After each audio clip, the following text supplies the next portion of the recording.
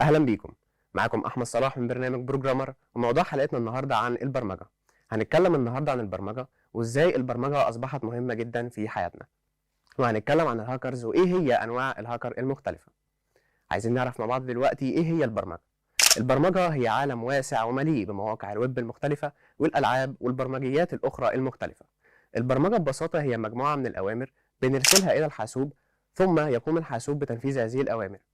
معظم الأوامر دي ممكن تكون مكتوبة باللغة الإنجليزية أو مكتوبة بشكل غريب معظم الناس ما يفهموهاش، زي الأكواد مثلا.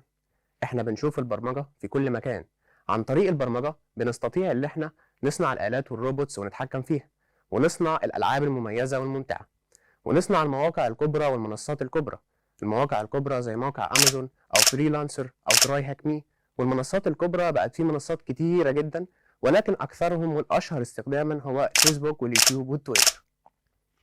العالم بيتقدم يوم بعد يوم في مجال التكنولوجيا بشكل كبير جدا، كذلك البرمجة بتتقدم يوم بعد يوم. فظهرت مجموعة من المبرمجين في مجال الحاسوب يطلق عليهم باسم الهاكر. طب يعني ايه هاكر؟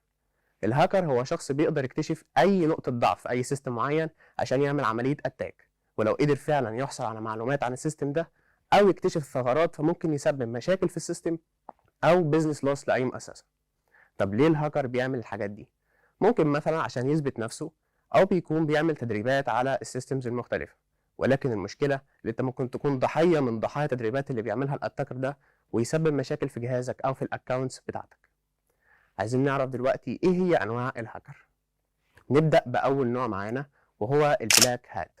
بلاك هات يعني كراكر، ممكن يكون مدمر او مخرب، يدمر داتا او يدمر سيستم او يعمل تخريب في مؤسسات. مثال على ذلك وهو كيفن ميتنيك، وهو كان مبرمج في مجال الحاسوب، ولكن حكومة ال FBI قبضت عليه بسبب اتهامه بالتلاعب الإلكتروني والقرصنة الحاسوبية على مواقع كبرى وشركات كبرى. واحدة من أهم الشركات دي هي شركة مايكرو سيستم، وتسبب بمشاكل وخسائر تانية كتير لمؤسسات تانية كتير. كان أقوى هاكر في تاريخ الولايات المتحدة الأمريكية، وكانوا بيلقبوه بنسر أمريكا. النوع الثاني وهو الوايت هات أو البريتريشن تيستر، وده بيكون هاكر أخلاقي بيقدر يحمي السيستم أو المؤسسة من أي أتاكر عايز يأكسس الداتا بتاعت السيستم أو يستغل الثغرات موجودة في السيستم.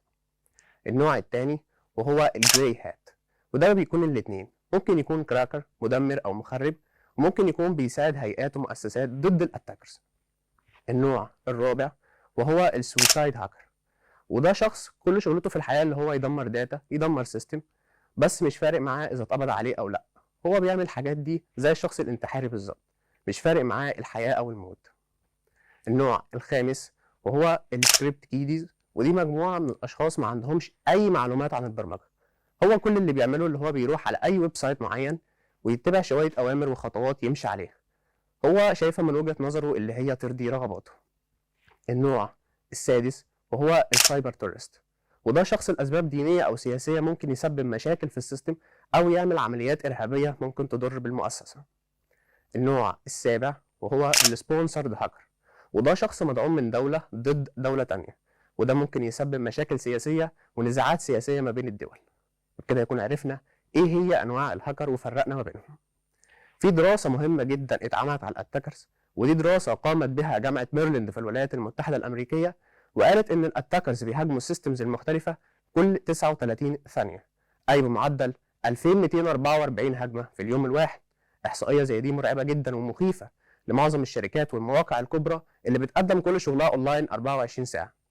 فكانت لازم الشركات دي تستعين بمبرمجين يقدروا يحمي السيستم أو المؤسسة من الاتاكر اللي بيستغلوا المعلومات ضد السيستم أو المؤسسة.